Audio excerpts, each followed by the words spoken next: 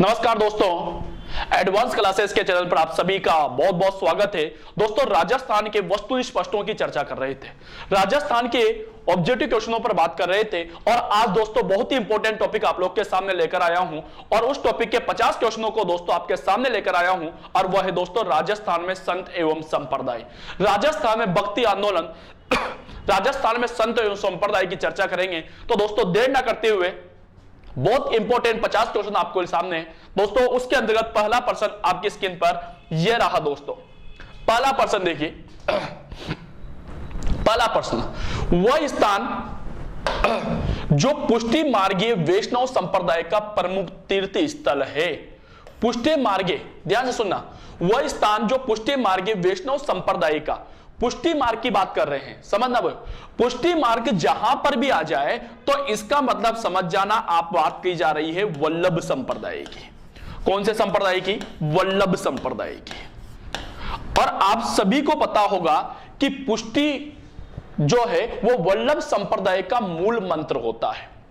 वल्लभ संप्रदाय का जो मूल मंत्र होता है दोस्तों वो क्या होता है? पुष्टि होता है। अब दोस्तों यहां पर पूछा है वल्लभ संप्रदाय का प्रमुख केंद्र या तीर्थ स्थान है। क्वेश्चन इजी कर दिया मैंने आप लोगों के लिए। बताइए ऑप्शन से आपके पास श्रीनाथ जी, बृतहरि जी, गलता जी या गौतमेश्वर जी। बताइए कि पुष्टि मार्गी वैष्णव संप्रदाय का प्रमुख केंद्र या वल्लभ संप्रदाय का प्रमुख केंद्र कहां पर है? आंसर दीजिए। वल्लभ संप्रदाय का प्रमुख केंद्र, पुष्टि मार्गीय संप्रदाय का प्रमुख केंद्र कहां पर है? श्रीनाथ जी है, बृतहरि है, गलता जी है, गौतमेश्वर है। तो इसका सही आंसर क्या होगा दोस्तों? वो होगा दोस्तों श्रीनाथ जी। क्या होगा बच्चों? श्रीनाथ जी। दोस्तों श्रीनाथ जी की थोड़ा सा चर्चा करूं तो श्रीनाथ जी का जो प्रसिद्ध मंदिर है, अगर मैं मंदिर की बात कर लूं या प्रमुख प्रसिद्ध पीठ की बात कर लूं तो दोस्तों ये बनी हुई है आपके नाथ द्वारा के अंदर भाई। कहां पर बच्चों? नाथ द्वारा। और नाथ द्वारा आता है दोस्तों आपके राज संबंध के अंदर। कहां पर बच्चों? राज संबंध में। तो वल्लभ संप्रदाय की जो प्रमुख पीठ है दोस्तों वो कहां पर है? श्रीनाथ जी नाथ द्वारा राज संबंध के अंदर है। क्लियर बच्चों? पुष्टि मार्ग का मतलब वल्लभ संप्रदाय, याद रखिए। अगला, परशुराम जी गौड़ ने, ध्यान देना परशुराम आचार्य जी है पूरा, गौड़ ने किस संप्रदाय के विचारों से प्रचारार्थ, यानी किस संप्रदाय के विचारों के प्रचार के लिए परशुराम सागर नामक ग्रंथ की रचना की? गौड़ीय संप्रदाय, वल्लभ संप्रदाय, निम्बार्क संप्रदाय या वैष्णव संप्रदाय? किस संप्रदाय के प्रचार के लिए आचार्य परशुराम जी ने परशुराम सागर नामक ग्रंथ की रचना की थी? आंसर दीजिए। गौड़ीय संप्रदाय, वल्लभ संप्रदाय, निम्बार्क संप्रदाय या वैष्णव संप्रदाय?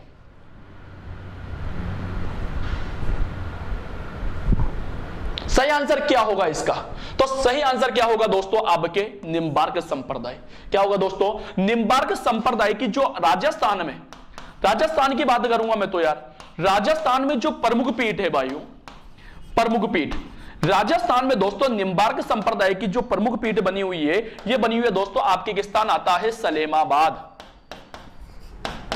सलेमाबाद। और सलेमाबाद आता है दोस्तों आपके अजमेर के अंदर भाई। कहां पर बच्चों? अजमेर में। और इसकी जो स्थापना की थी बच्चों, स्थापना, निम्बार्क संप्रदाय की प्रमुख पीठ सलेमाबाद की जो स्थापना की थी बच्चों, स्थापना वो की थी दोस्तों आपके परशुराम ने, परशुराम आचार्य। तो दोस्तों परशुराम आचार्य जी का जो संबंध है वह कौन से संप्रदाय से है दोस्तों? आपके निम्बार्क संप्रदाय से है भाई। बच्चों अगले क्वेश्चन की ओर ले चलता हूं। अगला क्वेश्चन है, राजपूताने का वह संत जिन्होंने आध्यात्मिक जीवन का, चलिए, राजपूताने का वह संत जिन्होंने आध्यात्मिक जीवन का जनक कहा जाता है। आध्यात्मिक जीवन का जनक किसे कहा जाता है? संत दादू को, संत धन्ना को, संत पीपा को या मीराबाई को? राजस्थान के अंदर किस संत को आध्यात्मिक जीवन का जनक कहा जाता है? संत दादू, संत दन्ना, संत पीपा या मीराबाई? किसे कहा जाएगा? आंसर इनबॉक्स में देते रहिए भाई, इनबॉक्स में सभी का आंसर चलना चाहिए।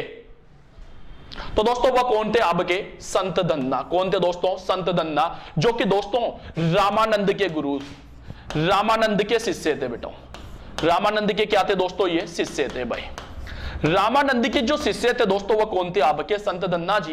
दोस्तों इनका जन्म की बात करूं तो इनका जो जन्म हुआ था वो दुवन गांव टोक के अंदर हुआ था, जो दोस्तों हमारे राजस्थान के अंदर आध्यात्मिक जीवन का जनक कहा जाता है। प्यारे बच्चों, अगली बात कर लेता हूं अगले क्वेश्चन की ओर। राजस्थान के वह प्रसिद्ध संत जिन्होंने यह लिखा था कि, क्या लिखा था भाई? कि ईश्वर नित्य है, यानी हमेशा है। नित्य का मतलब हमेशा है, सर्वोपरि है, सभी जगह पर है, मनुष्य वासनाओं का दास है। यानी दोस्तों राजस्थान के किस संत ने ये पंक्तियां कही थी कि ईश्वर नित्य है, सर्वोपरि है, मनुष्य वासनाओं का दास है? ये पंक्तियां किसके द्वारा कही गई थी? मीराबाई, सुंदरदास जी, लालदास जी या रैदास जी? किसके द्वारा दोस्तों ये पंक्तियां कही गई थी? आंसर इनबॉक्स में।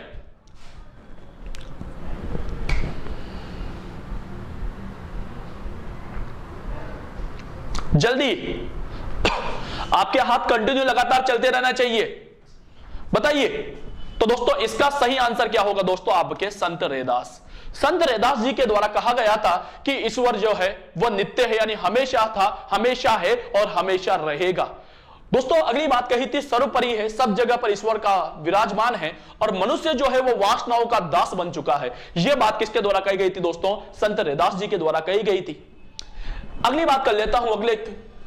राजस्थान के वह सूफी संत जिन्हें ख्वाजा मोइनुद्दीन चिश्ती ने सुल्तान तारकीन, तारकीन का मतलब होता है सन्यासियों का सुल्तान, तारकीन का मतलब क्या हो गया? सन्यासियों का सुल्तान की उपाधि से विभूषित किया था। यानी दोस्तों राजस्थान के वह कौन से मुस्लिम संत हैं जिन्हें ख्वाजा साहब ने सन्यासियों का सुल्तान कहा था, जिन्हें ख्वाजा साहब ने सुल्तान तारकीन कहा था? मीर सैयद हुसैन किंग सवर, सैयद फखरुद्दीन शाह, हजरत शक्कर शाह, शेख हमीदुद्दीन नागौरी। बताइए दोस्तों ख्वाजा साहब ने किस संत को सन्यासियों का सुल्तान कहा था?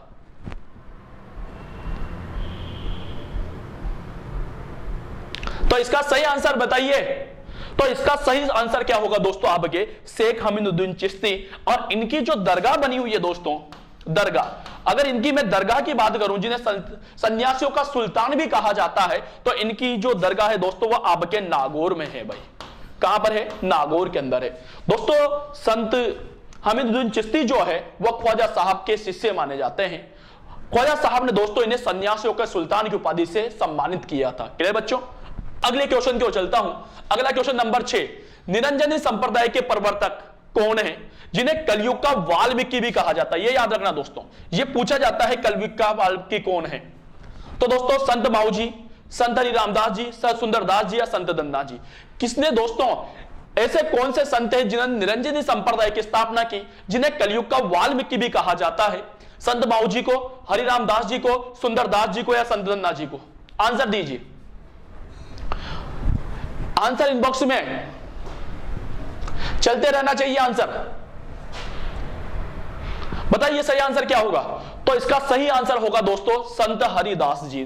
कौन होगा दोस्तों?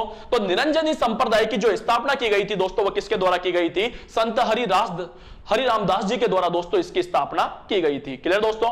अगले क्वेश्चन को ले चलता हूं। अगला क्वेश्चन आपके सामने यह रहा, राजस्थान के किस किले, गलत हो गया, जिले, राजस्थान के किस जिले में लालदासी संप्रदाय की मान्यता अधिक है? यानी दोस्तों राजस्थान का ऐसा कौन सा जिला है जहां पर लालदासी संप्रदाय जो है वह अत्यधिक मान्य है? अलवर धौलपुर में, अलवर करौली में, अलवर भरतपुर में, अलवर सवाई माधोपुर में? लालदासी संप्रदाय के अनुयायी सबसे ज्यादा कौन से जिले में हैं? आंसर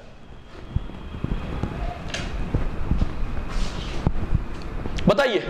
तो इसका सही आंसर क्या होगा दोस्तों? अलवर भरतपुर।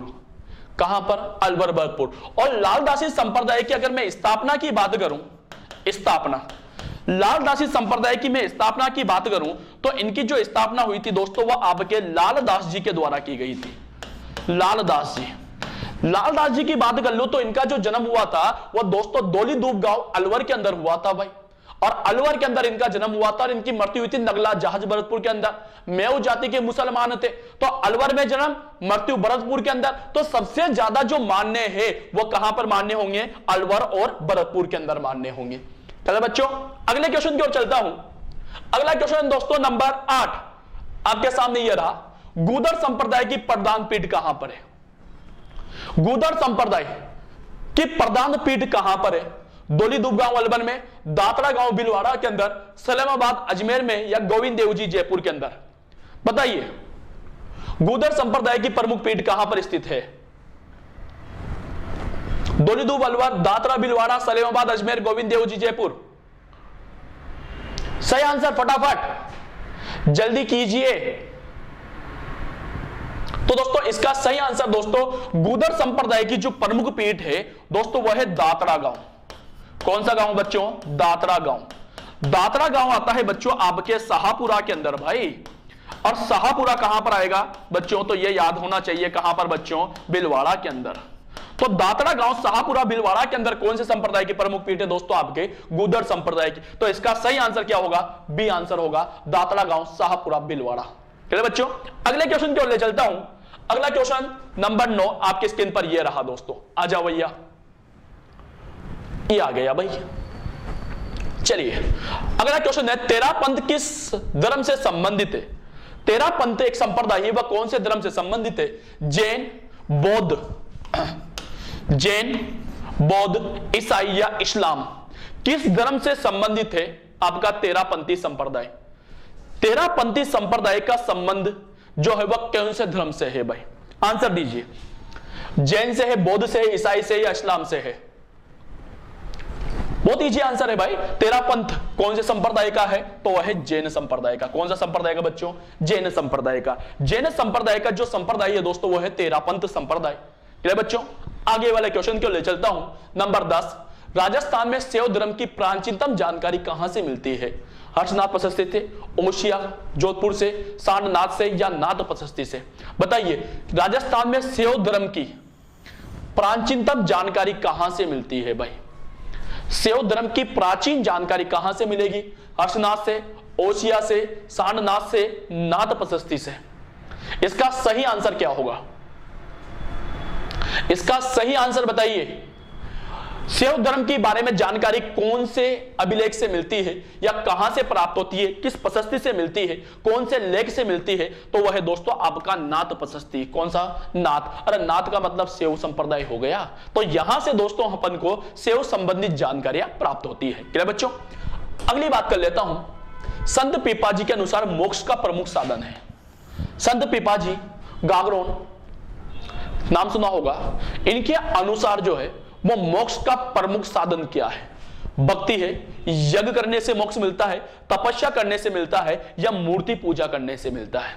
बताइए दोस्तों, संत पीपाजी के अनुसार मोक्ष कैसे मिलता है? भक्ति करने से, यज्ञ करने से, तपस्या करने से या मूर्ति पूजा करने से? मोक्ष कैसे प्राप्त होगा संत पीपाजी के अनुसार? तो दोस्तों संत पीपाजी जो एक बहुत बड़े संत हुआ करते थे, तो दोस्तों उनके अनुसार भक्ति ही मोक्ष का साधन है भाई। भक्ति ही मोक्ष का साधन है। मोक्ष तभी प्राप्त होगा जब अपन क्या करेंगे? भक्ति करेंगे। तो भक्त मोक्ष प्राप्त करने के लिए व्यक्ति को क्या करनी पड़ेगी दोस्तों? भक्ति करनी पड़ेगी। किसके अनुसार दोस्तों? वह संत पीपाजी के अनुसार। क्लियर बच्चों? अगले क्वेश्चन को ले चलता हूं। अगला क्वेश्चन आपके सामने ये रहा भाई। मेव जाति, मेव जाति के लोगों द्वारा किस संप्रदाय को मान्यता प्राप्त है? यानी मेव जाति के जो लोग हैं वो सबसे ज्यादा कौन से संप्रदाय को मान्यता देते हैं? किस संप्रदाय के अनुयायी होते हैं? चरणदासी संप्रदाय के, जसनाती संप्रदाय के, लालदासी संप्रदाय के या रामस्नेही संप्रदाय के? बताइए दोस्तों, मेव जाति के लोग किस संप्रदाय के सर्वाधिक अनुयायी होते हैं? चरणदासी, जसनाती, लालदासी या रामस्नेही? आंसर यार थोड़ा जल्दी कीजिए यार, आंसर दीजिए फटाफट। बताइए, अभी यार बात की अपन लोगों ने कि मेव जाति के जो लोग हैं वो दोस्तों कौन से संप्रदाय के? लालदासी। और इसका जो स्थापना करता थे दोस्तों वो थे आपके संत लालदास जी। और लालदास जी की बात करूं तो इनका जन्म हुआ था दोलीदूब गांव के अंदर, और ये स्वयं क्या थे दोस्तों? आपके मेव जाति के थे भाई। कौन सी जाति के बच्चों? मेव जाति के थे। मेव जाति के होने के कारण सबसे ज्यादा जो ये मान्य है वो दोस्तों कौन सी जाति में होंगे? मेव जाति के अंदर होंगे। तो मेव जाति के अंदर मान्य जो संत माने जाते हैं वह है दोस्तों लालदास जी, और लालदास जी के द्वारा जो पर्वतीय संप्रदाय माना जाता है बच्चों वो माना जाता है लालदासी संप्रदाय।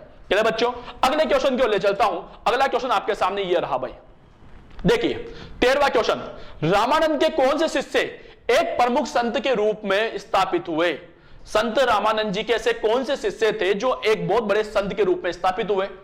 दोस्तों संत नामदेव जी, संत गोगा जी, संत पीपा जी या संत जसनाथ जी?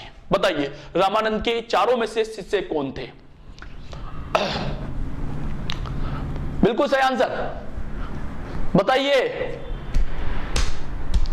तो दोस्तों इसका सही आंसर क्या होगा दोस्तों? संत पीपा जी। संत पीपा जी के जो गुरु थे, संत पीपा जी के जो गुरु थे दोस्तों वो कौन थे? आपके रामानंद जी थे भाई। कौन थे बच्चों?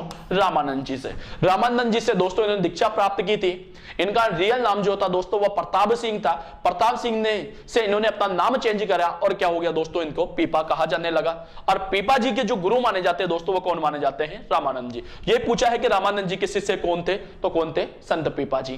चलिए बच्चों अगले क्वेश्चन की ओर चलता हूं। अगला क्वेश्चन 14 नंबर पे आपके सामने ये रहा, वह संत जिन्होंने अनुव्रत के नाम पर राष्ट्रीय स्तर पर एक वैचारिक क्रांति ला दी थी। तो दोस्तों अनुव्रत आंदोलन, एक आंदोलन हुआ था भारत के अंदर और उस आंदोलन का नाम था अनुव्रत आंदोलन। ये जो अनुव्रत आंदोलन था वो किसके द्वारा चलाया गया था? दादू दयाल के द्वारा, बालानंदचार्य के द्वारा, आचार्य तुलसी के द्वारा या संत माऊ जी के द्वारा? बताइए चारों में से किसके द्वारा अनुव्रत आंदोलन का प्रारंभ किया गया था जो कि राष्ट्रीय स्तर पर एक बहुत बड़ा आंदोलन था? बताइए किसके द्वारा?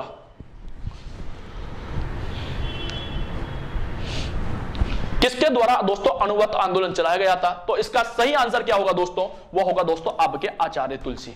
आचार्य तुलसी के द्वारा दोस्तों हमारे राजस्थान के अंदर, भारत के अंदर दोस्तों एक आंदोलन चलाया गया था, उसका नाम था, क्या नाम था? अनुव्रत आंदोलन। क्लियर बच्चों? अगला क्वेश्चन, किस संत के द्वारा भारत पर नादिर शाह, समझना बच्चों, नादिर शाह के आक्रमण की भविष्यवाणी की गई? ऐसे राजस्थान के कौन से संत हैं जिनके द्वारा दोस्तों नादिर शाह के आक्रमण की भविष्यवाणी की थी? संत माऊ जी ने की थी, संत चरणदास जी ने की थी, संत धन्ना जी ने की थी या संत पीपा जी ने की थी? बताइए नादिर शाह के आक्रमण की भविष्यवाणी किसके द्वारा की गई? तो दोस्तों वो की थी आपके संत चरणदास जी ने। किसने की थी बेटाओ? संत चरणदास जी के द्वारा दोस्तों नादिर शाह के आक्रमण की भविष्यवाणी की थी। संत चरणदास जी ने दोस्तों चरणदासी संप्रदाय की स्थापना की थी।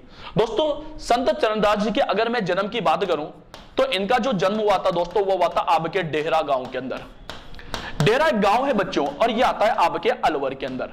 डेहरा गांव अलवर के अंदर दोस्तों इनका क्या हुआ था? जन्म हुआ था। और यहीं पर ध्यान देना दोस्तों, यहां से दोस्तों ये दिल्ली चले गए और दिल्ली में जाकर इन्होंने दोस्तों आपके चरणदासी संप्रदाय की स्थापना की। क्लियर बच्चों? तो दोस्तों नादिर शाह के आक्रमण की जो भविष्यवाणी की गई थी वो किसने द्वारा की गई थी? संत चरणदास जी के द्वारा की गई। अगला क्वेश्चन, शेरपुर और दोलीदूब। शेरपुर गांव जो है दोस्तों मैं आपको बता दूं अलवर के अंदर आता है। दोलीदूब गांव भी बात कर रहा हूं मैं तो ये भी कहां पर आएगा? अलवर के अंदर आएगा भाई। किस संप्रदाय के प्रमुख केंद्र हैं? शेरपुर गांव, दोलीदूब गांव किस संप्रदाय के प्रमुख केंद्र हैं? लालदाई संप्रदाय के, जसनाती संप्रदाय के, चरणदासी संप्रदाय के या विष्णुई संप्रदाय के? बताइए। दोलीदूब गांव अलवर, शेरपुर गांव अलवर किस संप्रदाय के प्रमुख केंद्र हैं? लालदासी, चरणदासी, लालदासी, जसनाती संप्रदाय, चरणदासी या विष्णुई संप्रदाय? किस संप्रदाय के प्रमुख केंद्र हैं? तो दोस्तों आंसर दीजिए यार, जल्दी दीजिए, बताइए। तो दोस्तों उसका सही आंसर क्या होगा दोस्तों? आपके लालदासी संप्रदाय। दोस्तों लालदासी संप्रदाय के जो प्रवर्तक हैं लालदास जी हैं। लालदास जी, अगर दोस्तों लालदास जी के मैं जन्म की बात करूं तो इनका जो जन्म हुआ था दोस्तों वो हुआ था आपके दोलीदूब गांव में। कहां पर हुआ था बच्चों? दोलीदूब गांव के अंदर। लेकिन दोस्तों इनकी जो समाधि बनी हुई है भाई, इनकी जो समाधि बनी हुई है बच्चों ये बनी हुई है आपके शेरपुर के अंदर। और दोलीदूब गांव और शेरपुर दोनों कहां पर आता है? अलवर के अंदर आता है। तो धौलीधूप गांव में तो दोस्तों लालदास जी का जन्म हुआ था और शेरपुर में दोस्तों इनकी क्या बनी हुई है, समाधि बनी हुई है। तो इन दोनों स्थानों का संबंध कौन से संप्रदाय से है दोस्तों, तो वह आपके लालदासी संप्रदाय से। क्लियर बच्चों, अगले क्वेश्चन की ओर ले चलता हूं। जंबोजी द्वारा प्रवर्तित विष्णुई संप्रदाय, जंबोजी ने एक संप्रदाय चलाया था और उस संप्रदाय का नाम था विष्णुई संप्रदाय के अनुयायियों को कितने नियमों का पालन करना जरूरी होता है। यानी दोस्तों जसनाती संप्रदाय के जो लोग होते हैं उन्हें कितने नियमों का पालन करना जरूरी है। 29 नियम, 25 नियम, 30 नियम, 17 नियम। बताइए दोस्तों, जसनाती संप्रदाय के लोगों को कितने नियमों का पालन करना जरूरी होता है। तो दोस्तों कितने नियम होंगे दोस्तों आपके, तो वो होंगे आपके 29 नियम। कितने नियम होंगे बच्चों, 29 नियम। 29 नियमों का पालन करना जरूरी होता है। क्लियर बच्चों, 29 का यहां पर एक शब्द आया है बच्चों, वो आया है आपके विष्णुई। दोस्तों विष्णुई का अर्थ जो होता है वही क्या होता है, 20 + 9, विष्णु, यानी 20 और 9, और 20 और 9 बराबर अपन जानते हैं दोस्तों कितने होते हैं, 29 होते हैं। तो विष्णुई संप्रदाय के अंदर टोटल नियमों की संख्या कितनी होती है, 29 होती है। चलिए बच्चों अगला क्वेश्चन, किस संप्रदाय के अंतर्गत श्री कृष्ण की लीलाओं का महत्व है। श्री कृष्ण की लीलाओं का महत्व है, किस संप्रदाय में कृष्ण की पूजा की जाती है। श्री कृष्ण की पूजा की जाती है, तो यहां पर ऑप्शंस में चेंज कर रहा हूं, यहां पर मैं करूंगा आपसे वल्लभ संप्रदाय, नहीं ऑप्शन, वल्लभ,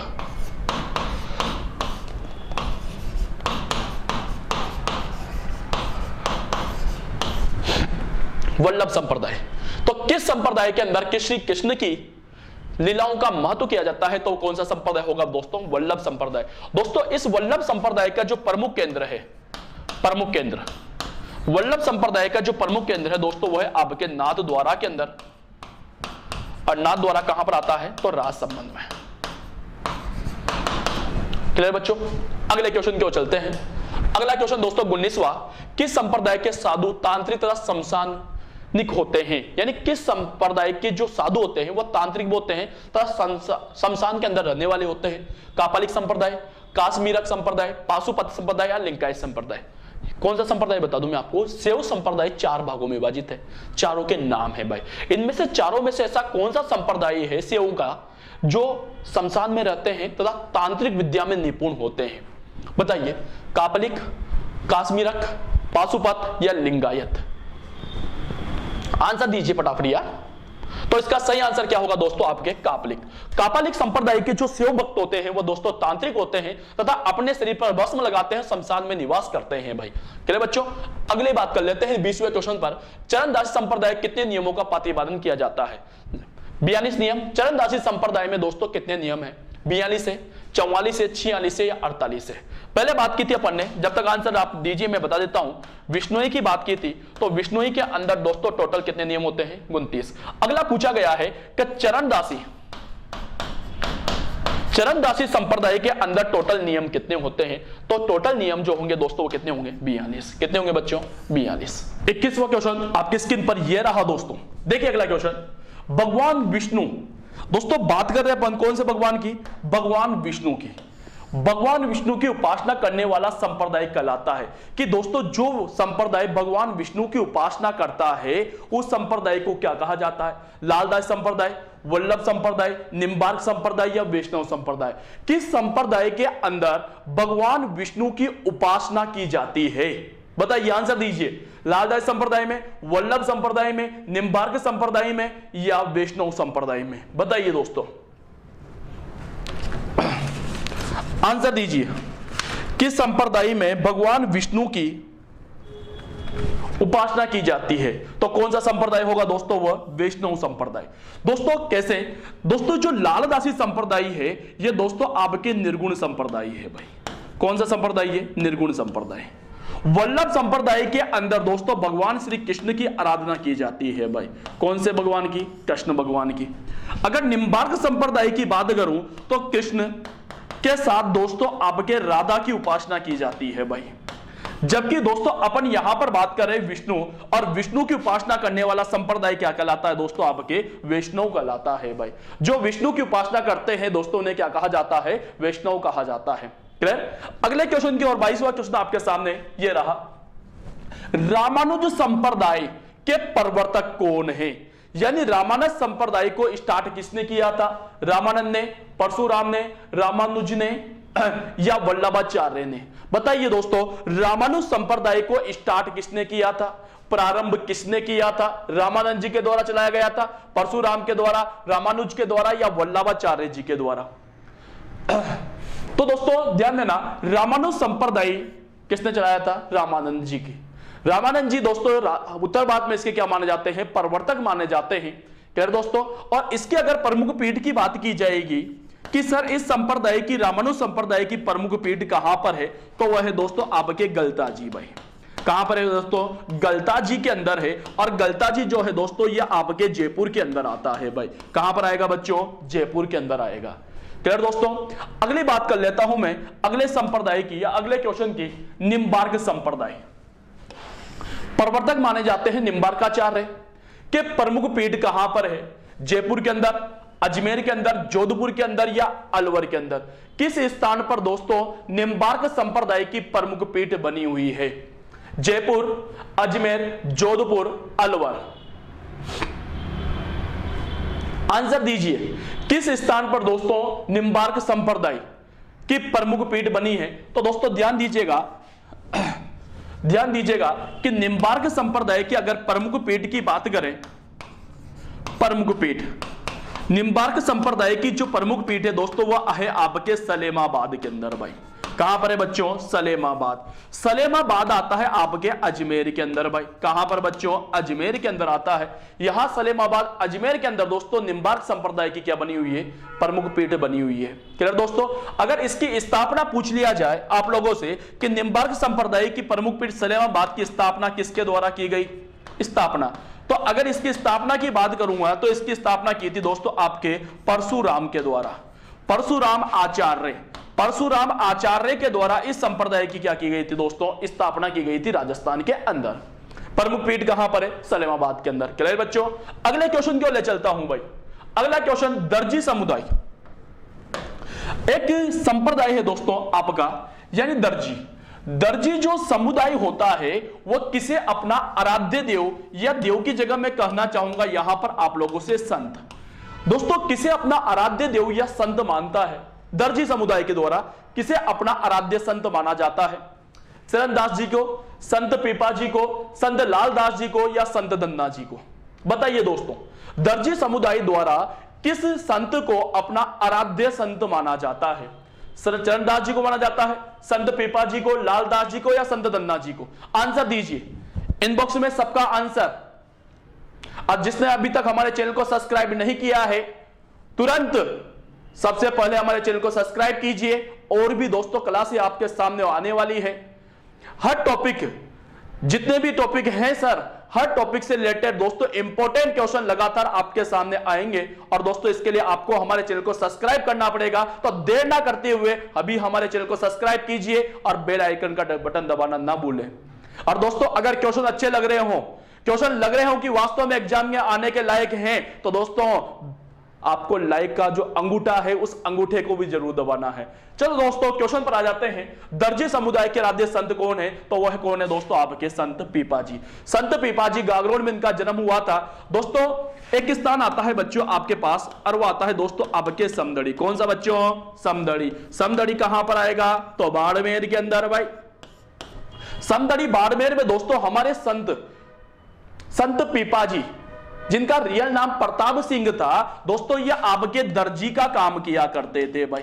क्या काम करते थे? दर्जी का काम। दर्जी की दुकान थी भाई समदड़ी बाड़मेर में। और दोस्तों दर्जी का काम करने के कारण दोस्तों संत पीपा जी को क्या कहा जाता है? दर्जी समुदाय का आराध्य संत माना जाता है। क्लियर बच्चों? अगले क्वेश्चन को ले चलता हूं। अगला क्वेश्चन आपके सामने ये रहा भाई, निम्न में से किस संप्रदाय को पुष्टि मार्गीय संप्रदाय कहा जाता है? पुष्टि मार्ग का मतलब होता है सब कुछ भगवान पर छोड़ दो। तो ऐसा संप्रदाय कौन सा है जिस संप्रदाय को पुष्टि मार्गीय संप्रदाय भी कहा जाता है? शैव संप्रदाय, वैष्णव संप्रदाय, वल्लभ संप्रदाय या निम्बार्क संप्रदाय? किस संप्रदाय को पुष्टि मार्गीय संप्रदाय कहा जाता है?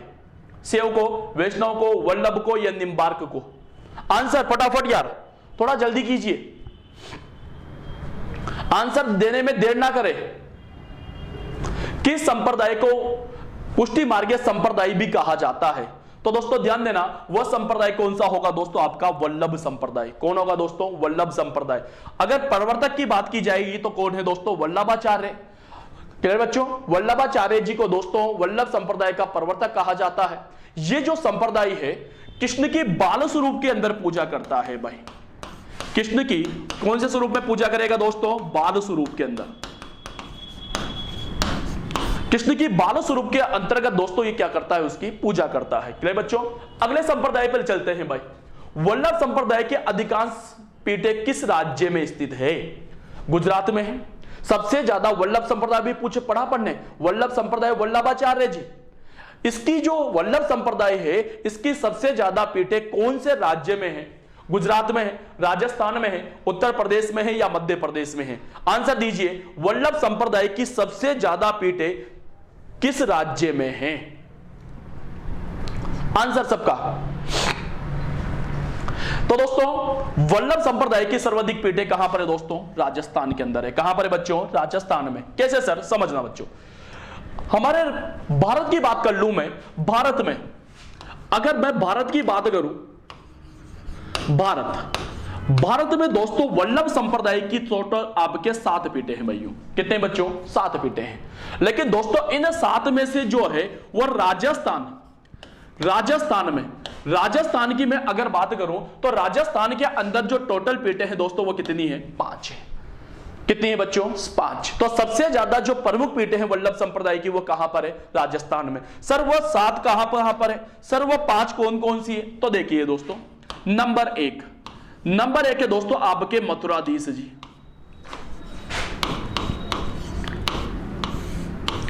मथुराधीश जी दोस्तों, मथुराधीश जी की जो प्रमुख पीठ बनी हुई है दोस्तों, ये बनी हुई है आपके कोटा में। कहां पर है दोस्तों, कोटा के अंदर है भाई। अगर दोस्तों मैं दूसरी पीठ की बात करूं आप लोगों से, दूसरी पीठ कहां पर होगी सर, तो दूसरी पीठ है दोस्तों आपकी विट्ठलदास जी।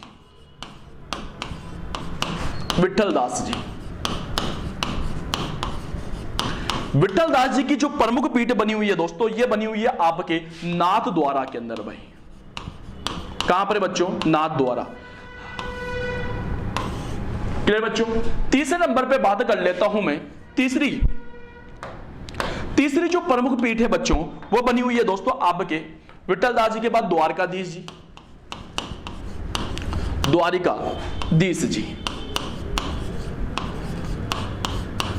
द्वारकाधीश जी की जो प्रमुख पीठ है वह है दोस्तों आपके किस स्थान आता है, काकरोली।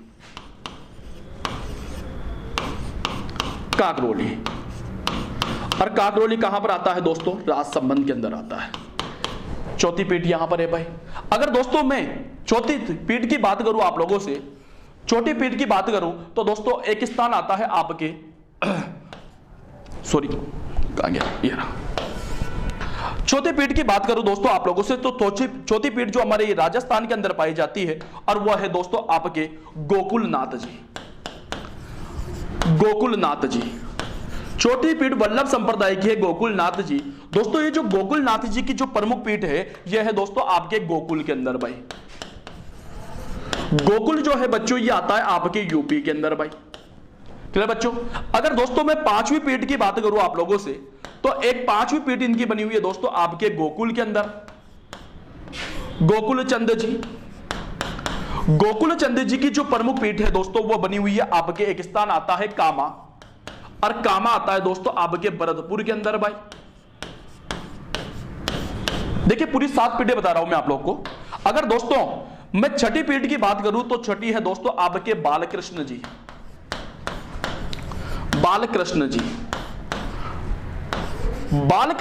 की जो प्रमुख पीठ बनी हुई है दोस्तों, ये बनी हुई है आपके कहां पर है दोस्तों, तो ये है दोस्तों आपके सूरत के अंदर भाई। सूरत जो आएगा दोस्तों ये आता है गुजरात के अंदर भाई। अगर दोस्तों मैं 7वीं पीठ की बात करूं आप लोगों से कि सर 7वीं पीठ कहां पर है, तो 7वीं पीठ है दोस्तों आपके मदन मोहन जी। और मदन मोहन जी जो है दोस्तों ये भी आएंगे आपको कहां पर बच्चों, तो ये भी आएंगे दोस्तों आपके कामा के अंदर, और कामा कहां पर दोस्तों, भरतपुर के अंदर। इस तरह दोस्तों आप देखते हो कि वल्लभ संप्रदाय की हमारे राजस्थान के अंदर कितने पीठें हैं, तो 7 पीठें हैं।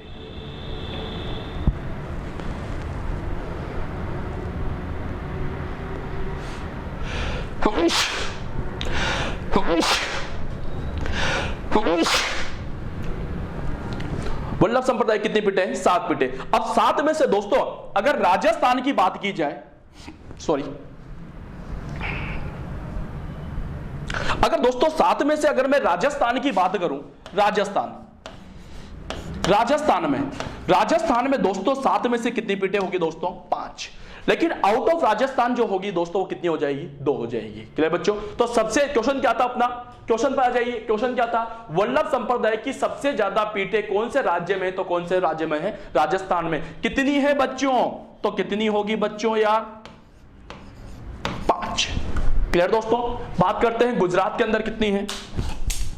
गुजरात के अंदर है दोस्तों 1 और 1 है दोस्तों आपके यहां, यानी टोटल 5 और 6 7। क्लियर बच्चों? आगे आ जाइए। अगला क्वेश्चन दोस्तों आपके सामने ये रहा भाई। अगला क्वेश्चन क्या है? संत माऊजी की प्रमुख पीठ स्थित है। संत माऊजी की प्रमुख पीठ कहां पर है? डूंगरपुर में, बांसवाड़ा में, चूरू में या झुंझुनू के अंदर? बताइए संत माऊजी की प्रमुख पीठ कहां पर है? आंसर, संत माऊजी की प्रमुख पीठ कहां पर है? डूंगरपुर, बांसवाड़ा, चूरू, झुंझुनू? किस स्थान पर संत माऊजी की प्रमुख पीठ बनी हुई है? आंसर दीजिए। इनबॉक्स में सबके आंसर होना चाहिए यार। संत माऊजी की प्रमुख पीठ, तो दोस्तों ध्यान दीजिएगा, संत माऊजी की जो प्रमुख पीठ है दोस्तों वो है आपके गांव आता है साबला गांव। कौन सा गांव बच्चों? अरे कौन सा गांव? साबला गांव। साबला गांव आता है बच्चों आपके डूंगरपुर के अंदर। कहां पर आएगा बच्चों? डूंगरपुर के अंदर। तो आपसे पूछा है संत माऊजी की प्रमुख पीठ कहां पर है? तो साबला गांव डूंगरपुर के अंदर है। क्लियर बच्चों? तो सही आंसर क्या होगा इसका? डूंगरपुर हो जाएगा। क्लियर? अगले क्वेश्चन की ओर ले चलता हूं। अगला क्वेश्चन दोस्तों 28वें नंबर पे, राजस्थान में भक्ति आंदोलन को प्रारंभ करने का श्रेय माना जाता है। यानी दोस्तों राजस्थान के अंदर सबसे पहले भक्ति को प्रारंभ किसने किया था? ऑप्शन से आपके पास संत पीपा, संत धन्ना, संत चरणदास जी या संत माऊ जी। किसके द्वारा राजस्थान में सबसे पहले भक्ति आंदोलन को प्रारंभ किया गया था?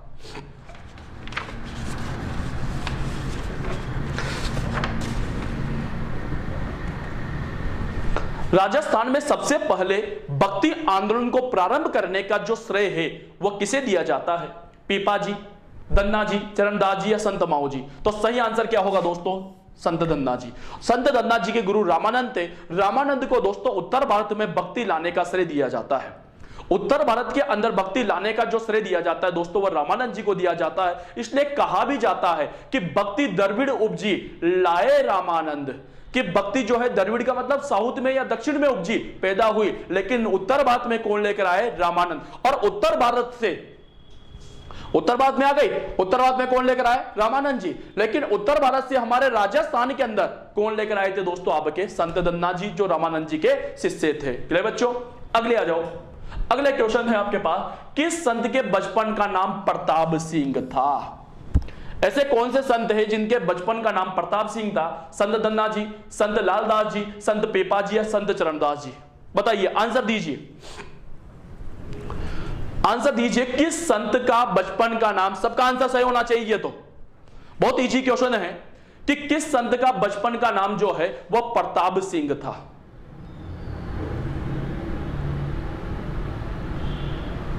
तो दोस्तों कौन है दोस्तों आपके? वह है दोस्तों आपके संत पीपा जी। संत पीपा जी ने दोस्तों प्रताप सिंह के नाम से गागरोन पर शासन भी किया था भाई। कहां पर दोस्तों? गागरोन पर। गागरोन पर दोस्तों प्रताप सिंह के नाम से क्या किया था बेटाओं? शासन भी किया था भाई। यहां पर उन्होंने शासन किया था, लेकिन दोस्तों अपनी इनकी जो पत्नी थी उनका नाम था सीता। क्या नाम था दोस्तों? सीता। इस सीता के कहने पर दोस्तों इन्होंने गागरोन का राजकाज छोड़ दिया और गुरु रामानंद, क्या नाम था दोस्तों उनका? रामानंद। गुरु रामानंद से क्या प्राप्त कर ली बच्चों? तो दीक्षा प्राप्त कर ली। और गुरु रामानंद ने इनका नाम चेंज करके, इनका नाम बदल कर क्या रख दिया था? पीपा रख दिया था। क्लियर दोस्तों? वरना इनका रियल नाम जो था दोस्तों वो क्या था? प्रताप सिंह था भाई। गागरोन के शासक हुआ करते थे भाई। क्लियर? अगले क्वेश्चन को ले चलता हूं और अगला क्वेश्चन 30वें नंबर पे आपके सामने ये रहा भाई। संत जम्बोजी महाराज द्वारा किस संप्रदाय की स्थापना की गई भाई? वैष्णव संप्रदाय की, वल्लभ संप्रदाय की, विष्णुई संप्रदाय की या शैव संप्रदाय की? बताइए, संत जम्बोजी के द्वारा कौन से संप्रदाय की स्थापना की गई थी? वैष्णव, वल्लभ, विष्णोई या शैव संप्रदाय? किस संप्रदाय की स्थापना संत जम्बोजी महाराज ने की थी? बताइए, आंसर दीजिए। तो दोस्तों वो कौन है आपके? विष्णोई संप्रदाय। कौन सा संप्रदाय दोस्तों? विष्णोई। दोस्तों 1585 में 1485 ईस्वी के अंदर दोस्तों एक स्थान आता है आपके समराथल। कौन सा स्थान बेटा? समराथल। समराथल कहां पर आएगा? तो ये आता है आपके बीकानेर के अंदर भाई। समराथल कहां पर बच्चों? बीकानेर के अंदर। समराथल बीकानेर के अंदर, सुनना बच्चों, समराथल बीकानेर के अंदर एक दोरा था बच्चों, और उस दोरे का नाम था धोक दोरा। क्या नाम था दोस्तों? दोरा मतलब रेत का टीला, धोक दोरा। इस धोक दोरे पर बैठकर हमारे जम्बोजी महाराज ने दोस्तों एक संप्रदाय चलाया था, और उस संप्रदाय का नाम था विष्णोई संप्रदाय। क्या नाम था बच्चों? विष्णोई संप्रदाय। दोस्तों ये जो विष्णोई संप्रदाय है, इसकी स्थापना संत जम्बोजी महाराज ने दोस्तों कहां पर की थी? तो समराथल बीकानेर में। कौन से दोरे पर बैठकर की? तो धोक दोरे पर बैठकर की गई। क्लियर बच्चों? और जो विष्णोई शब्द लिखा है मैंने, इस विष्णोई का जो अर्थ होता है वो होता है दोस्तों 20+9। और अपन सब अच्छी तरह जानते हैं 20+9 बराबर कितना होता है? 29। अर्थात जो 29 नियमों को मानता है उसे क्या कहा जाता है? विष्णोई कहा जाता है। क्लियर बच्चों? अगली बात कर लेता हूं, अगले क्वेश्चन पर आ जाता हूं। कौन सा संप्रदाय पर्यावरण की रक्षा के लिए, समझना अगला क्वेश्चन, कौन सा संप्रदाय पर्यावरण की रक्षा के लिए प्राणों के बलिदान देने के लिए प्रसिद्ध है? कौन सा संप्रदाय ने दोस्तों पेड़ पौधों, जीव जंतुओं, पर्यावरण की रक्षा के लिए अपने प्राणों को न्योछावर कर दिया था? दोस्तों वह है आपका विष्णोई संप्रदाय, शाक्त संप्रदाय, वैष्णव संप्रदाय या वल्लभ संप्रदाय। किस संप्रदाय ने दोस्तों पर्यावरण के लिए अपने प्राणों को न्योछावर कर दिया था भाई? आंसर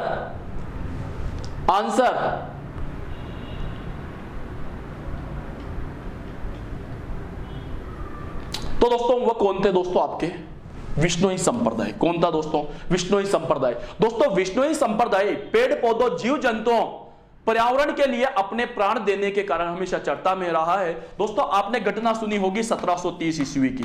1730 ईस्वी के अंदर दोस्तों महिला थी अमृता देवी विष्णोई।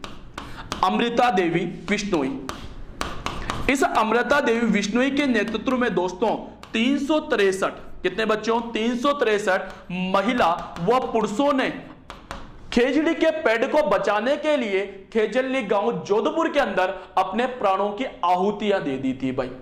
अपने प्राणों को न्योछावर कर दिया था भाई। इसलिए दोस्तों यह संप्रदाय, विष्णोई संप्रदाय, एक ऐसा संप्रदाय है जहां पर दोस्तों पेड़ पौधों, जीव जंतुओं, पर्यावरण को अपना परिवार माना जाता है और अपने परिवार की तरह उनका पालन किया जाता है। तो दोस्तों ऐसा संप्रदाय कौन सा है जो पर्यावरण के लिए, पेड़ पौधों के लिए, जीव जंतुओं के लिए अपने प्राणों को न्योछावर कर देता है? दोस्तों वो कौन सा था? आपका विष्णोई संप्रदाय। अगले क्वेश्चन की ओर चलता हूं। अगला क्वेश्चन 32वें नंबर पे आपके सामने यह रहा, वह स्थान जहां जम्बोजी उपदेश दिया करते थे। सर वह स्थान का नाम बताना है जहां पर बैठकर संत जम्बोजी महाराज उपदेश दिया करते थे। उस स्थान को क्या कहा जाता है? उसे पाहल कहा जाता है, पीपासर कहा जाता है, सात्री कहा जाता है या नागौर कहा? किस स्थान पर बैठकर हमारे जम्बोजी महाराज उपदेश दिया करते थे? तो दोस्तों याद रखना उसे क्या कहा जाता है? सात्री कहा जाता है। जिस स्थान पर बैठकर जम्बोजी महाराज उपदेश दिया करते थे उस स्थान को क्या कहा जाता है? सात्री कहा जाता है। क्या बच्चों? अगले क्वेश्चन की ओर चलता हूं। अगला क्वेश्चन 33 आपके सामने यह रहा भाई, रामस्नेही संप्रदाय की सेतल पीठ के संस्थापक थे। रामस्नेही संप्रदाय की मैं आपको बता दूं, रामस्नेही की संप्रदाय की 4 प्रमुख पीठें हैं। अगले क्वेश्चन पे आएगी, लेकिन दोस्तों 4 में से एक पीठ है दोस्तों आपके सेहतल में। सेहतल जो है दोस्तों ये आता है आपके बीकानेर के अंदर। कहां पर आएगा दोस्तों? बीकानेर में। सेहतल जो बीकानेर में आता है, इसकी स्थापना किसके द्वारा की गई थी? रामचरण जी के द्वारा, हरि रामदास जी के द्वारा, माधोदास जी के द्वारा या राजा राम जी के द्वारा? किस संत के द्वारा सेहतल जो रामस्नेही संप्रदाय की बहुत अच्छी पीठ है, बहुत बड़ी पीठ मानी जाती है, उसकी स्थापना किसके द्वारा की गई थी? आंसर दीजिए भाई, आंसर इनबॉक्स में सबके यार, मजा जब भी आएगा। तो दोस्तों वह कौन है आपके? कौन है? सेहतल की स्थापना जो की थी दोस्तों वो किसने की थी? हरि रामदास जी ने की थी। चलो दोस्तों पहले यहां पर बात कर लेते हैं। दोस्तों 4 प्रमुख पीठें हैं भाई, प्रमुख पीठ।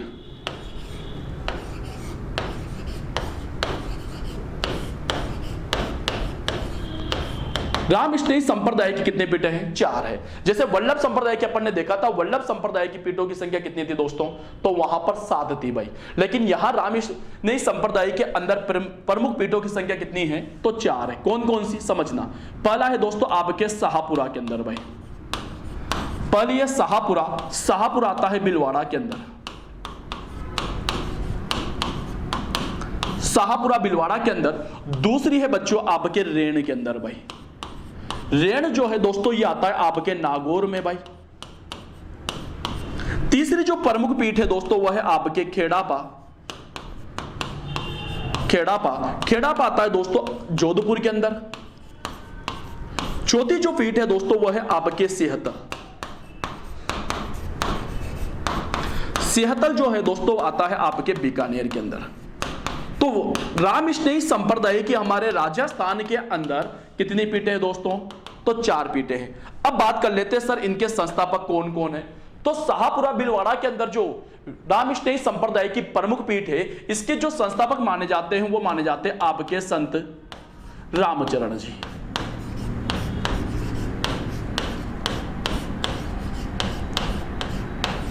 संत रामचरण जी। अगर रेण की बात करूं तो इसके जो संस्थापक माने जाएंगे वो कौन माने जाएंगे? संत दरियाओ जी, संत दरियाओ जी। रेण के जो संस्थापक है दोस्तों वो है कौन है? संत दरियाओ जी। खेड़ापा, खेड़ापा जोधपुर के जो संस्थापक है दोस्तों वो है आपके संत रामदास जी।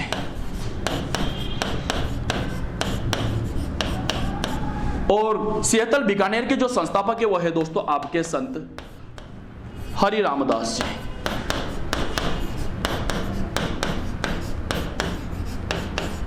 हरि रामदास जी। क्लियर बच्चों? कोई के डाउट यहां तक? अगला क्वेश्चन क्यों ले चलते हैं। अगला क्वेश्चन क्या है? आजीवन दूल्हे के वेश में रहने वाले संत थे, यानी जीवन भर दूल्हे के वेश में रहने वाले संत कौन है? तो संत रज्जब जी, संत बालिंद जी, संत गरीबदास जी या संत जन गोपाल जी। कौन से संत जो है वह जीवन भर दूल्हे के वेश में रहे थे? सही आंसर क्या होगा? 34वें नंबर का क्वेश्चन। राजस्थान के ऐसे संत जो जीवन भर दूल्हे के वेश में रहे दोस्तों वो कौन है आपके? वो है दोस्तों आपके संत रज्जब जी। संत रज्जब जी का जो जन्म है, जन्म इनका जो जन्म हुआ था दोस्तों ये आपके सांगानेर के अंदर हुआ था भाई। और इनकी जो प्रमुख पीठ है दोस्तों ये भी कहां पर है? सांगानेर जयपुर के अंदर है दोस्तों। संत रज्जब जी जो हैं वह दादू दयाल के, संत रज्जब जी जो हैं वह दादू दयाल के प्रमुख शिष्य माने जाते हैं भाई, प्रमुख शिष्य। तो दादू दयाल के जो प्रमुख शिष्य थे दोस्तों वो भी कौन है दोस्तों? संत रज्जब जी हैं जो जीवन भर आजीवन दोस्तों दूल्हे के वेश में रहे थे। ऐसे संत कौन है दोस्तों? तो संत रज्जब जी। क्लियर बच्चों? अगला क्वेश्चन है विष्णोई संप्रदाय का प्रतिवर्ष मेला पड़ता है, कहां पर लगता है? जांबा गांव में, पीपासर में, मुकाम गांव में या लालासर गांव में? बताइए किस स्थान पर विष्णोई संप्रदाय का मेला लगता है? हर साल मेला कहां पर लगता है? आंसर दीजिए। जांबा गांव में, पीपासर में, मुकाम, लालासर में। तो दोस्तों विष्णोई संप्रदाय का जो मेला लगता है दोस्तों वो फाल्गुन माह के अंदर मुकाम गांव, एक स्थान आता है दोस्तों नौका तहसील। ये जो मुकाम गांव है दोस्तों ये कहां पर आता है? नौका तहसील। नौका तहसील कहां पर दोस्तों? तो बीकानेर के अंदर भाई। वहां पर दोस्तों फाल्गुन माह में संत जंबोजी महाराज का क्या लगता है बच्चों? मेला लगता है। क्या बच्चों? तो कौन से गांव में लगेगा? मुकाम गांव, नौका तहसील, बीकानेर के अंदर। यहां पर दोस्तों हमारे संत जंबोजी महाराज ने क्या ले ली थी? समाधि ले ली थी। क्या बच्चों? अगली बात कर लेते हैं। अगला क्वेश्चन आपके सामने 36वें नंबर पे रामकृष्ण संप्रदाय की प्रमुख पीठ है। अभी यार बात की अपन ने। रामकृष्ण संप्रदाय की प्रमुख पीठ बीकानेर में, शाहपुरा में, जैसलमेर में या जोधपुर में भाई? बताइए। ये क्वेश्चन आप थोड़ी देर पहले अपन ने चर्चा भी की थी। रामकृष्ण संप्रदाय की प्रमुख पीठ कहां पर है? बीकानेर, शाहपुरा, जैसलमेर, जोधपुर। बताइए कौन से स्थान पर है? तो दोस्तों वो कहां पर है आपके? वो है दोस्तों आपके शाहपुरा में। कहां पर बच्चों? शाहपुरा। शाहपुरा आता है दोस्तों आपके भीलवाड़ा के अंदर भाई।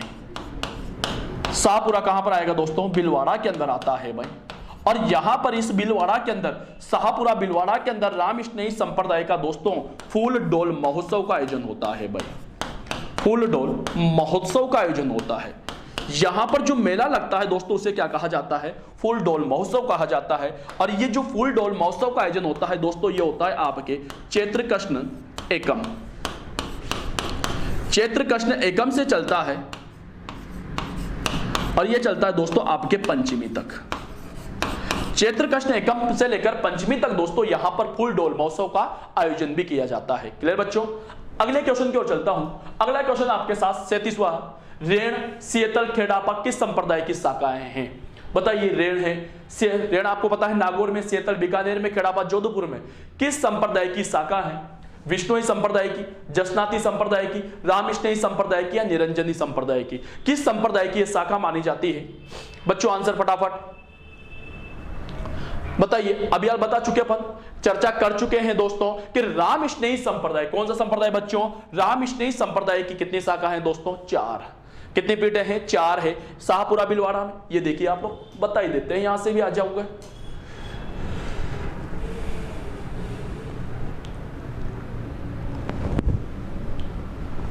पहली शाहपुरा के अंदर, दूसरी रेण के अंदर, तीसरी खेड़ापा के अंदर, चौथी आपके सेहतल के अंदर। ये 4 सेहतल, ये 4 पीठे दोस्तों कौन से संप्रदाय की है? रामकृष्णी संप्रदाय की। क्लियर बच्चों? अगला क्वेश्चन आपके सामने ये रहा। जसनाती संप्रदाय में कितने नियमों का पालन करने वाले अनुयायी जसनाती कहलाते हैं? यानी जसनाती संप्रदाय के अंदर कितने नियम होते हैं? 24, 29, 36 या 38? बताइए। जसनाती संप्रदाय के अंदर टोटल नियमों की संख्या कितनी होती है? 24 होती है, 29 होती है, 36 होती है या 38 होती है? तो कितनी होगी बच्चों? कितनी होगी? 36। जो 36 नियमों को मानता है दोस्तों वो क्या कहलाता है? जसनाती कहलाता है। दोस्तों आपको 3 नियम याद रखने हैं बच्चों इंपॉर्टेंट रूप से। एक तो 29 याद रखना है, उसके बाद दोस्तों आपको 36 याद रखना है और उसके बाद आपको 42 याद रखना है। समझना बच्चों। सर ये क्या है? 36, 29, 42 क्या है? तो 29 जो नियम है दोस्तों यह है आपके विष्णुई संप्रदाय के अंदर। विष्णुई संप्रदाय के अंदर जो नियम है दोस्तों वो कितने हैं? 29। अगर दोस्तों 36 की बात करूं तो कौन सा संप्रदाय हो जाएगा? जसनाती संप्रदाय। जसनाती संप्रदाय के अंदर नियमों की संख्या कितनी होती है? 36। जबकि दोस्तों 42 जो होते हैं दोस्तों वो एक संप्रदाय होता है चरणदासी संप्रदाय। चरणदासी संप्रदाय में टोटल नियमों की संख्या कितनी होती है? तो 42 होती है। ये तीनों आपको याद रखना पड़ेगा, 29, 36 और 42। क्लियर बच्चों? अगली क्वेश्चन की ओर ले चलता हूं। अगला क्वेश्चन आपके सामने ये रहा। निम्न में से कौन से संत श्री लोधीराम जी को तालाब में बहते हुए संदूक में मिले थे? यानी दोस्तों क्वेश्चन पूछा हुआ है कि कौन से संत जो है वह तालाब के किनारे पर मिले थे लोधीराम ब्राह्मण जी को? संत दादूदयाल जी मिले थे, जसनाथ जी मिले थे, जम्बूजसुरी मिले थे या संत सुंदरदास जी मिले थे? कौन से संत ऐसे हैं जो लोधीराम ब्राह्मण जी को तालाब के किनारे पर मिले थे? भाई तालाब का नाम बता दूं, डाबला तालाब था, वहां पर मिले थे।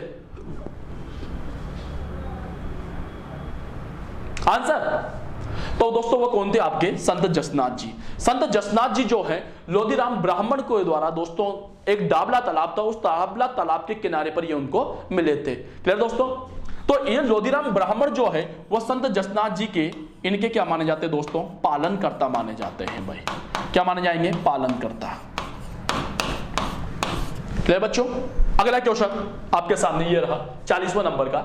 किस पंथ के साधु विवाह नहीं करते तथा ग्रस्त के बच्चों को गोद लेकर अपना पंथ चलाते हैं? ऐसा कौन सा संप्रदाय है जिस पंथ के साधु विवाह नहीं करते हैं बल्कि दोस्तों अपना जो वंश चलाते हैं वो किसी बच्चे को गोद में लेकर चलाते हैं?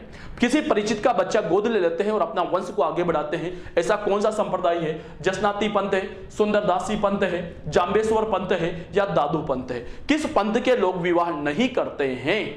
आंसर इनबॉक्स में। तो वह कौन सा पंथ था दोस्तों आपके? वह था दोस्तों आपके दादू पंथ। कौन सा पंथ था दोस्तों? दादू पंथ। दादू पंथ के जो लोग होते हैं दोस्तों वह आजीवन बाल ब्रह्मचारी रहते हैं, वो विवाह नहीं करते हैं। फिर आगे वंश कैसे बढ़ाएंगे सर? तो वह अपने परिचित किसी बच्चे को गोद में ले लेते हैं और अपने वंश को आगे बढ़ाते हैं। क्लियर बच्चों? अगले क्वेश्चन को ले चलता हूं।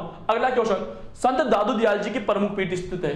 दादू दयाल यानी दादू संप्रदाय की प्रमुख पीठ कहां पर है? जोधपुर में, सवाई माधोपुर में, जयपुर में या दौसा में? आंसर तो कहां पर होगी दोस्तों? वह होगी दोस्तों आपके जयपुर में। भाई कहां पर दोस्तों? जयपुर। जयपुर के अंदर एक स्थान है नरेना और नरेना आता है दोस्तों आपके जयपुर के अंदर। इस नरेना जयपुर के अंदर दादू संप्रदाय की क्या बनी हुई है दोस्तों, पीठ बनी हुई है। तो दादू संप्रदाय की जो प्रमुख पीठ है दोस्तों वो कहां पर है, नरेना जयपुर के अंदर है। क्लियर बच्चों, अगले क्वेश्चन को ले चलते हैं। अगला क्वेश्चन, दादू पंथ में सत्संग स्थल क्या कहलाते हैं। दादू पंथ के अंदर जहां पर सत्संग स्थल आयोजित होते हैं उसे क्या कहा जाता है, रामदावास, अलग दरीबा, मुकाम या जसनाथे। बताइए, दादू संप्रदाय में जहां पर सत्संगों का आयोजन किया जाता है उस स्थान को क्या कहा जाता है। तो दोस्तों उस स्थान को जहां पर दादू दयाल जी बैठकर उपदेश दिया करते थे वो स्थान जो है वो दोस्तों उसे आपके अलग दरीबा कहा जाएगा। क्या कहा जाएगा बच्चों, अलग दरीबा कहा जाएगा। ले बच्चों, अगले क्वेश्चन की ओर ले चलता हूं। दादू पंथी में कितने प्रकार होते हैं, दादू पंथ कितने प्रकार के होते हैं, 2, 3, 4, 5। बताइए दादू पंथ कितने प्रकार के होते हैं, तो कितने प्रकार के होंगे दोस्तों, तो 4 प्रकार के। कितने प्रकार के, 4 प्रकार। दादू की मृत्यु के बाद दादू संप्रदाय जो है वो दोस्तों कितने भागों में विभाजित हो गया था, 4 भागों में। कौन कौन से सर, एक तो हुआ था दोस्तों आपके, ध्यान सुनना, एक तो हुआ था दोस्तों आपके खालसा। दूसरे की बात करूं तो दूसरा हुआ था विरक्त। तीसरा था दोस्तों आपके उत्तरादे और चौथा था दोस्तों आपके नागा। तो दादू जो है दोस्तों कितने भागों में विभाजित हो गया दोस्तों, 4 भागों में विभाजित हो गया था। तो दादू संप्रदाय की कितने पीठे हैं, या कहें दादू संप्रदाय कितने प्रकार का है, तो 4 प्रकार का है। कौन कौन सा, खालसा, विरक्त, उत्तरादे और नागा। क्लियर बच्चों, आगे बात कर लेता हूं अगले क्वेश्चन की ओर। अकबर ने किस संत को धार्मिक विचार विमर्श करने के लिए फतेहपुर सीकरी आमंत्रित किया था। यानी धार्मिक चर्चा करने के लिए, धर्म की चर्चा करने के लिए अकबर से मिलने के लिए दोस्तों कौन से संत गए थे, संत दादू दयाल जी, संत सुंदरदास जी, संत जसनाथ जी या संत रज्जब जी। कौन से संत जो है वह दादू दयाल से धर्म चर्चा करने के लिए फतेहपुर सीकरी गए थे भाई, 1585 में गए थे भाई। और वो गए थे दोस्तों आपके संत दादू दयाल जी। कौन गए थे, दादू दयाल जी। दोस्तों संत दादू दयाल जी अकबर से धर्म चर्चा करने के लिए कहां पर गए, फतेहपुर सीकरी गए थे। क्लियर बच्चों, अगला क्वेश्चन आपके सामने ये रहा भाई। राजस्थान के कबीर माने जाते हैं। राजस्थान का कबीर किसे कहा जाता है, जंबेश्वर को, दादू दयाल को, जसनाथ जी को या सुंदरदास जी को। राजस्थान के अंदर राजस्थान का कबीर किसे कहा जाता है। ऑप्शन से आपके पास 4, थोड़ा जल्दी इन पक्ष में आंसर दीजिए।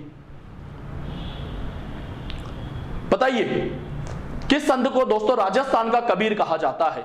तो दोस्तों वो कौन है, आपके संत दादू दयाल। दादू दयाल को दोस्तों राजस्थान के अंदर क्या कहा जाता है, राजस्थान का कबीर कहा जाता है। क्लियर बच्चों, अगला क्वेश्चन दोस्तों आपके पास, नवल संप्रदाय के प्रवर्तक कौन है भाई।